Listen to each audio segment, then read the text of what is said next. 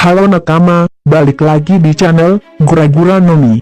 Sebelum pembahasannya dimulai, ada baiknya jika nakama menekan tombol subscribe dan aktifkan lonceng notifikasinya, supaya nakama tidak ketinggalan video lainnya. Silver Srailik adalah tangan kanan Goldie Roger dan juga merupakan wakil kapten bajak laut tersebut yang biasa disebut Raja Kegelapan. Meskipun usianya sudah tua, Railig tidak bisa dianggap sebelah mata. Bahkan, pihak Angkatan Laut pun masih menganggap dia adalah sosok yang berbahaya. Mengapa Railig begitu ditakuti? Nah, di video kali ini kami akan membahas tentang mengapa Railig tidak ditangkap oleh Angkatan Laut. Railig atau bisa dikenal dengan nama Raja Kegelapan merupakan mantan tangan kanan dari Raja Bajak Laut Roger. Sampai saat ini Railig masih tetap menjadi orang yang ditakuti oleh Angkatan Laut.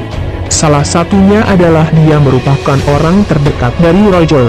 Roger sendiri adalah musuh dari pemerintah dunia dan juga Angkatan Laut. Oleh karena itu, orang yang berkaitan dengan Roger, apalagi dia adalah tangan kanannya, tentunya tidak akan dianggap enteng oleh Angkatan Laut. Ketika Angkatan Laut mengejar kelompok topi jerami di Sabaody, Railig membuat sebuah garis pembatas dan ia memperingatkan para Angkatan Laut untuk tidak melewatinya. Mendengar itu, tak ada satupun dari mereka yang berani untuk melewati garis itu seolah-olah sangat ketakutan. Lalu saat Luffy datang kembali ke Marineford untuk memberikan penghormatan terakhir pada Ace, Angkatan Laut tidak berani menyerang Luffy karena ada Railig yang bersamanya. Railig juga cukup santai saat menghadapi Kizaru di Pulau Sabaody, di umurnya yang sudah tak muda lagi.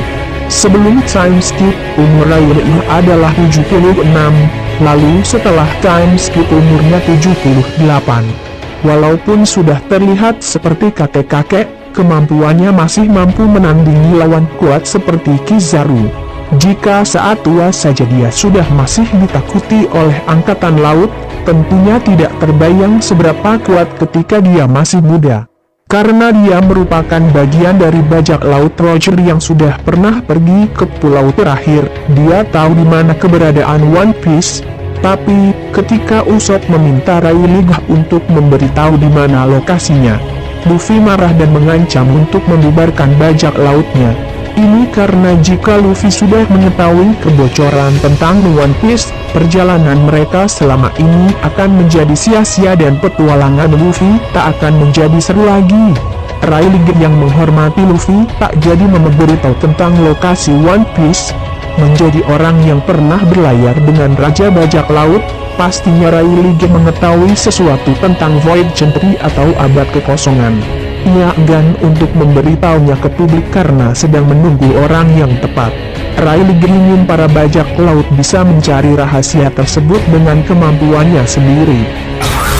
Alasan lainnya mengapa Railig ditakuti adalah kemungkinan dia adalah pengguna pedang terhebat sebelum era sekarang. Untuk saat ini, kita mengenal sosok Mihawk yang memegang gelar tersebut, tapi kita tidak mengetahui siapa yang memegang gelar tersebut di era Roger. Jadi, kemungkinan dia adalah orangnya. Buktinya adalah ketika pertarungan melawan Kizaru berlangsung, dia sempat menggunakan pedangnya dan mengatakan bahwa sudah lama dia tidak menggunakan pedang dalam sebuah pertarungan. Namun, kita masih belum mengetahui apakah dia memang yang terhebat atau bukan. Yang paling menyita perhatian juga adalah Railig yang merupakan orang yang unik, yaitu dia bisa menguasai ketiga haki. Eiichiro pernah berkata, jika House Haku Luffy dapat menjatuhkan 50.000 orang, maka House Haku Railig dan Shanks dapat menjatuhkan 100.000 orang. Musos Haku milik Railig pun sangat kuat, karena sudah mencapai level tinggi, dia dapat menyerang seekor gajah tanpa menyentuhnya secara langsung. Untuk tembus Haku Haki, Railig pasti sudah mencapai level tinggi. Tidak banyak orang yang bisa menguasai 3 haki sekaligus. Railig juga merupakan orang yang mengajari Luffy ketiga haki tersebut dan mengajarkannya untuk bisa mengendalikan haki tersebut seperti saat ini. Bahkan Garp mengatakan, untuk menangkap Riley Angkatan Laut butuh armada yang besar. Oleh karena itu Angkatan Laut membiarkan Riley dan tidak mengusiknya. Akan sangat rugi bagi mereka, jika untuk menangkap satu orang tapi mengorbankan banyak pasukan. Jadi pilihan yang tepat adalah membiarkan Riley bebas adalah pilihan terbaik, walaupun bounty Riley masih aktif. Mungkin Angkatan Laut sengaja membiarkan bounty Riley aktif, supaya dia diburu oleh bajak laut lain. Tapi bajak laut siapa yang berani menangkap Riley? Minimal harus bajak laut selevel Yonko. Nah itu tadi pembahasan tentang Riley.